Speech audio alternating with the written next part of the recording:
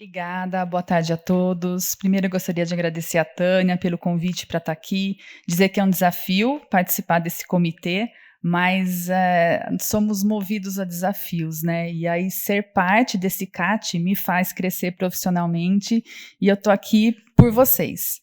E estou aqui por vocês para falar um pouco da nossa visão como fisioterapeuta, mas principalmente da visão de vocês como paciente. E aí, entendendo, né, eu gosto muito de analogias, usando o exemplo da doutora Sandra, de que o hematologista é o maestro dessa orquestra, vocês são o instrumento. Vocês são os instrumentos, né? Cada um de vocês representando um instrumento nessa orquestra. E aí, para a gente o pontapé, o pilar inicial dessa nossa conversa está em alguns questionamentos, né, que eu costumo fazer para os meus pacientes. Primeiro, o que você espera da fisioterapia? Quais são os seus objetivos de tratamento? Porque os seus objetivos podem ser diferentes dos meus. E aí, se você expõe aquilo que você quer, a gente pode chegar mais rápido no objetivo, né? Se você já conversou com um fisioterapeuta sobre esses objetivos, e principalmente, se aquilo que você ouviu, né, como é que você interpreta a informação que você recebe, para que essa informação seja traduzida nas suas atividades do dia a dia.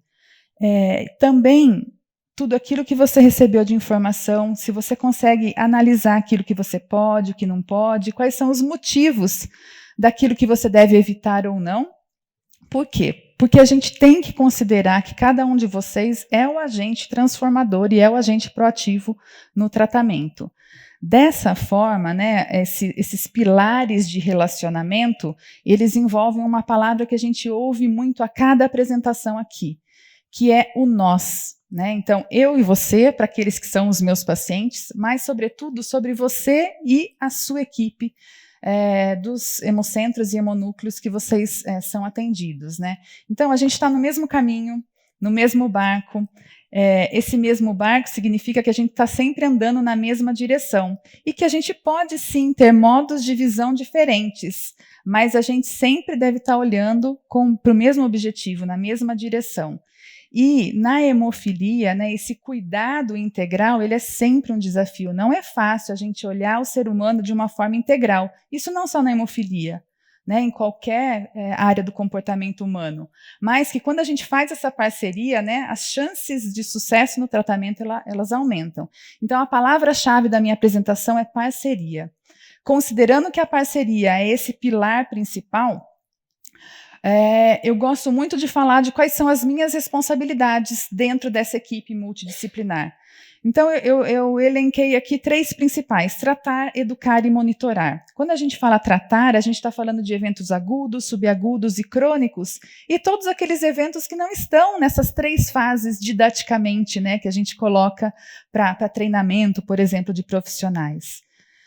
O nosso elo, ele é muito maior do que tratar em evento agudo, subagudo e crônico. Aqui, somente como exemplo das ferramentas de tratamento que a gente utiliza durante essas fases, né, didáticas aí de tratamento.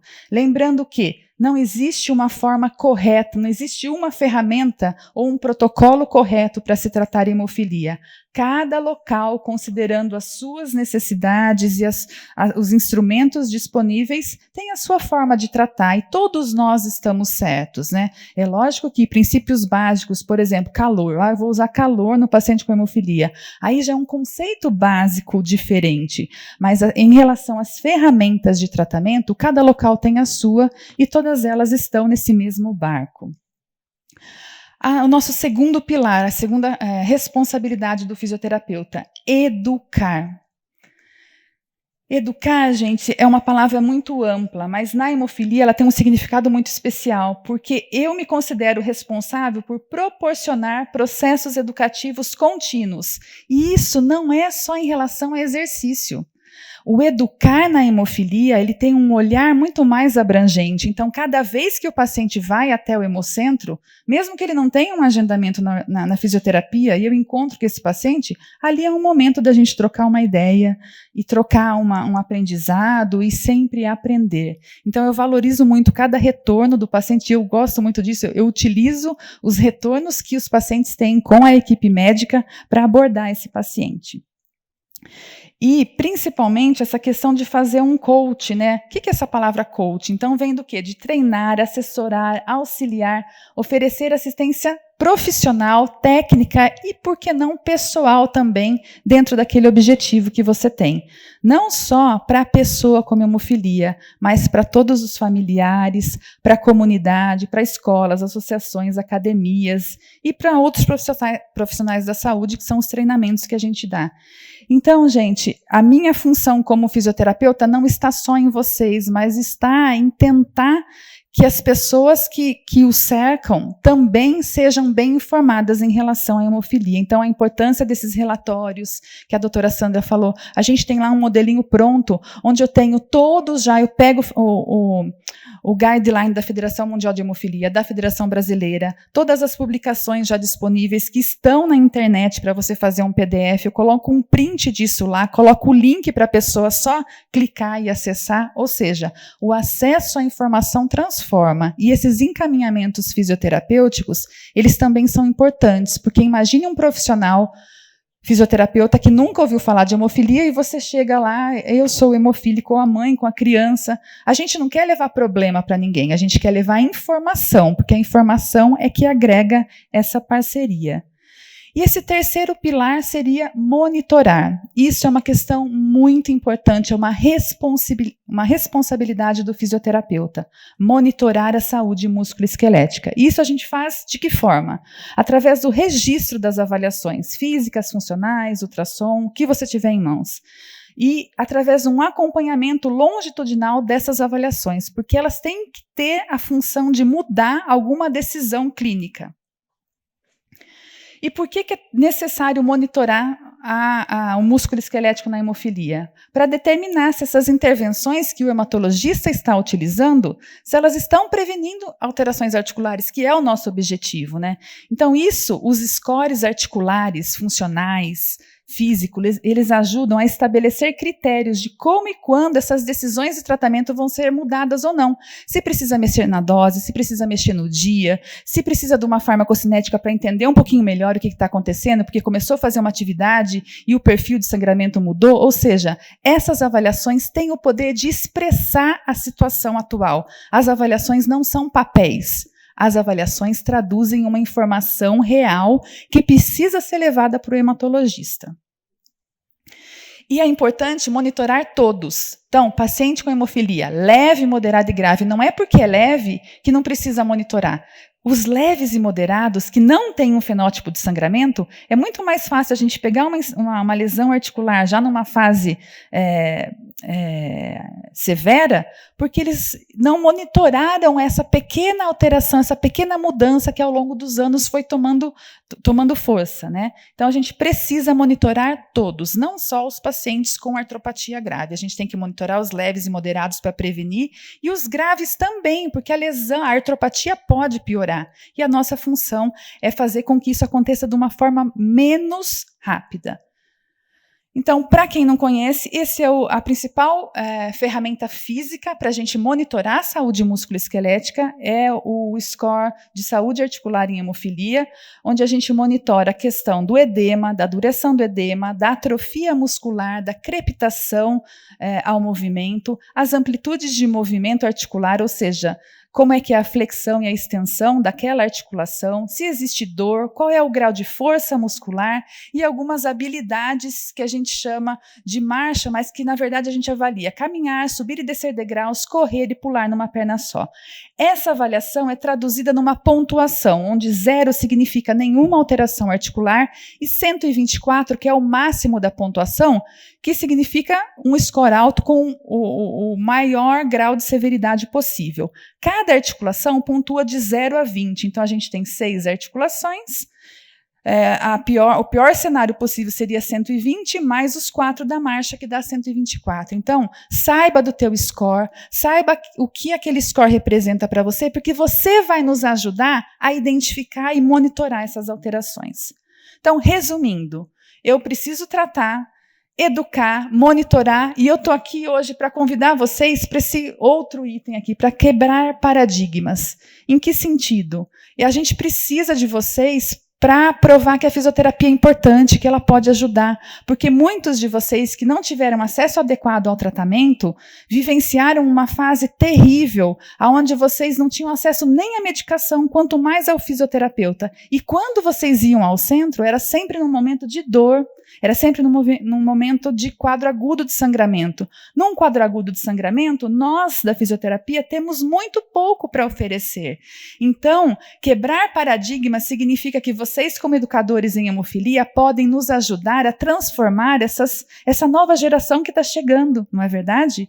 E aí provar que a fisioterapia é importante, que cada fase do tratamento agudo, subagudo ou crônico, a gente tem ferramentas diferentes. Então, nós precisamos de vocês. Porque se a gente olhar a linha do tempo da fisioterapia, até pela própria... A fisioterapia nasceu pós a Segunda Guerra Mundial. Para quê? Para tratar os mutilados da guerra.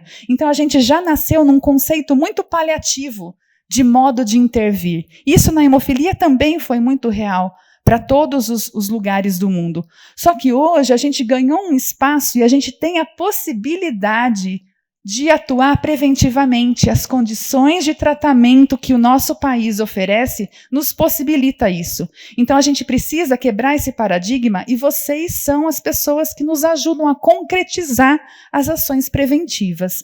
Porque no futuro eu já me vejo não tratando alterações musculoesqueléticas, como o Luciano falou, né?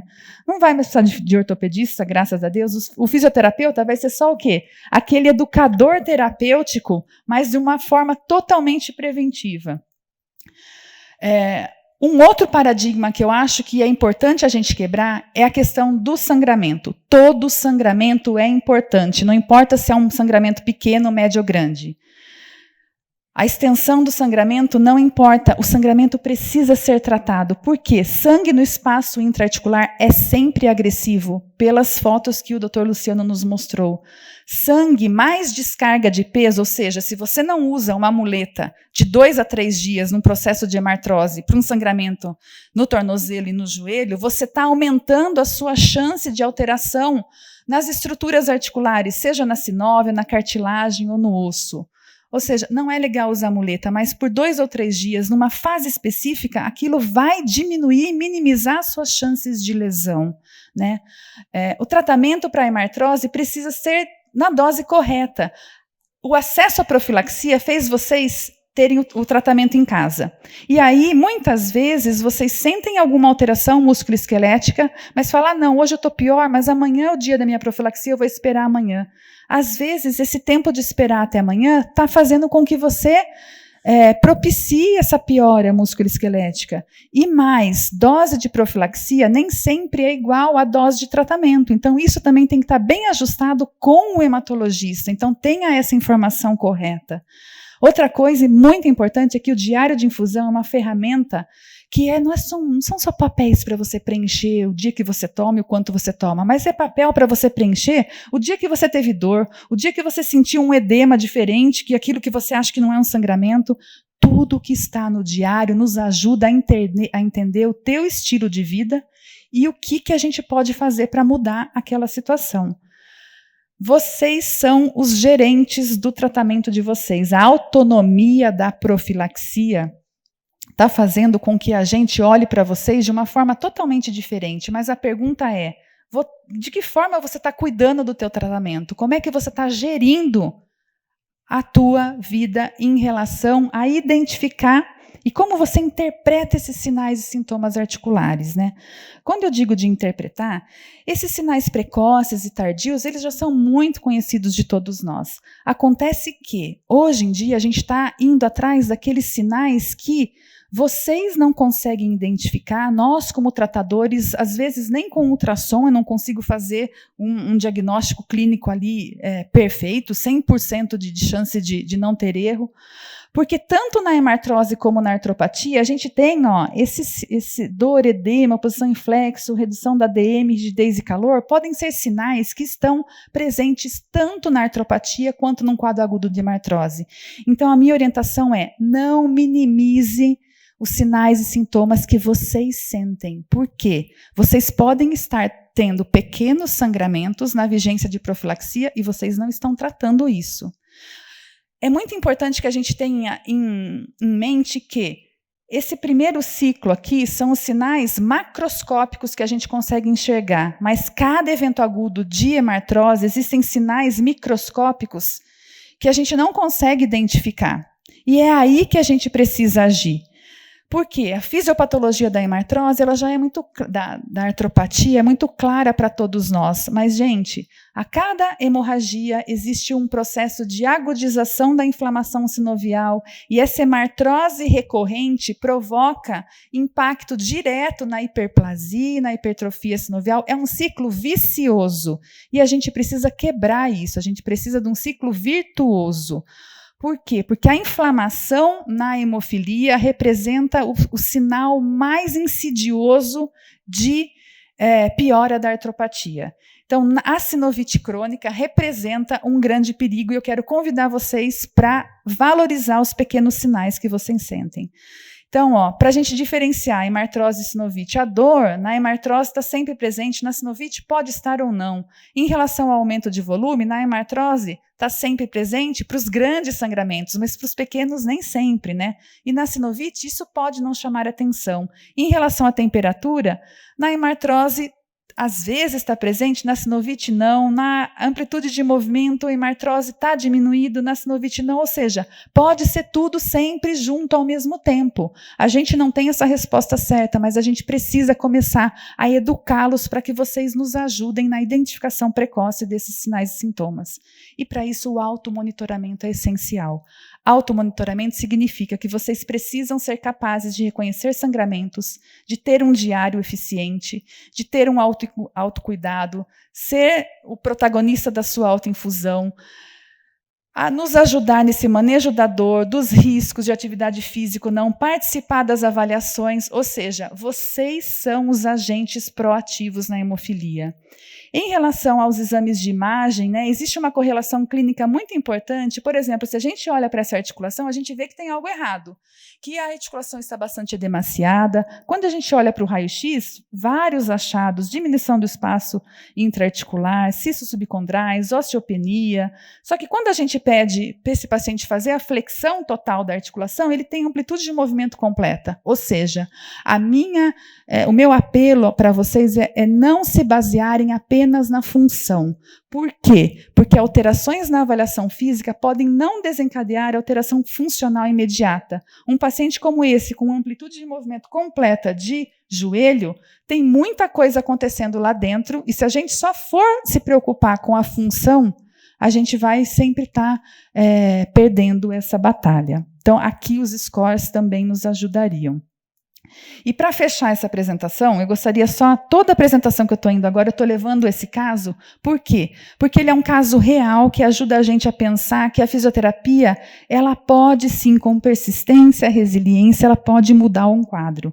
Esse paciente, ele tinha uma indicação de fazer uma epifisiodese e a gente conseguiu, pelo menos, postergar essa indicação mais para o futuro, porque ele foi realmente persistente nisso. A gente tentou aqui, como plano terapêutico, primeiro, fazer ajustes no tratamento convencional do ponto de vista hematológico.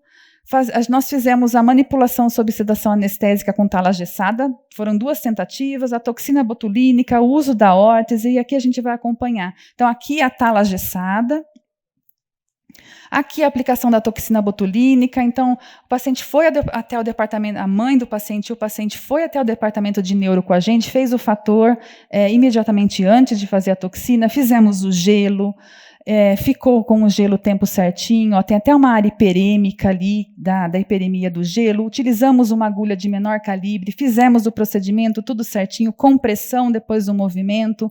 Aqui a gente pode ver o pequeno orifício da agulha, ou seja, tudo estava sob controle. Só que esse paciente teve um sangramento fora do controle. Isso foi falta de cuidado? Não, isso foi porque o paciente tem hemofilia grave, porque o paciente tem inibidor, ou seja, nem sempre mesmo a gente fazendo tudo certo, às vezes as coisas não vão como a gente gostaria, né?